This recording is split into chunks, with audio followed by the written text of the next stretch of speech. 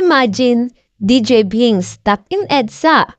Catherine Bernardo slays Guadalupe billboards. Nag-react ang mga celebrity sa mga billboards ni Catherine Bernardo sa EDSA Guadalupe. Pinost ng local clothing brand na si Bench sa Instagram ang larawan ni EDSA Guadalupe. Napuno ng mga billboard ni Catherine. Kabilang ang isang sexy na nagpapakita ng kanyang cleavage. Sa kanyang Instagram account, sinabi ni Catherine na isa siyang proud bench girl mula pa noong pagkabata niya. Proud bench girl mula noong 2011. Isa talaga ito sa mga pinakaunang brand na nagtiwala sa akin. 13 years na ang lumipas. Nagpapasalamat pa rin na naging bahagi ng pamilyang ito.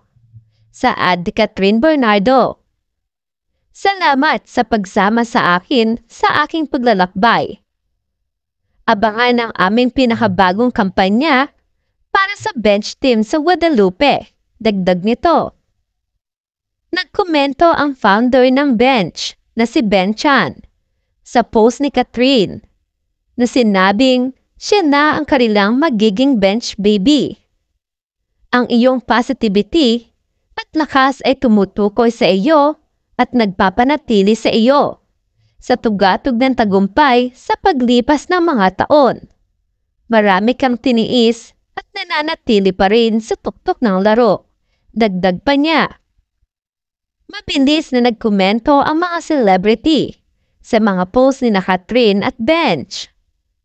Ginawa mo Instagram ang Guadalupe. Nag-post ka ng carousel, cat, sabi ni Chepe Lomino. Wild, ginawa mong sala nyo yung EDSA. Saad naman ni John Manalo. Imagine, DJ being stuck in EDSA Guadalupe sa traffic. Komento ng isang Instagram user.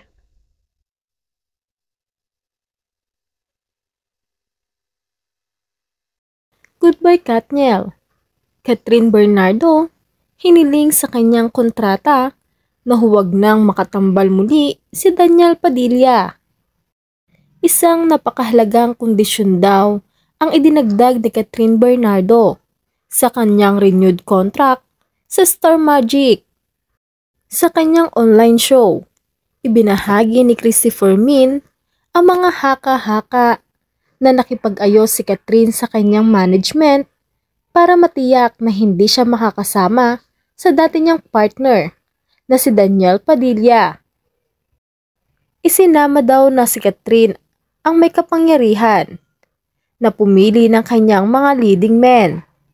Ang dami rin pong mga espekulasyon na kaya nagtagal ang pagpirma ni Catherine dito sa ABS-CBN ay may mga binago pala sa kontrata, saad ni Christie.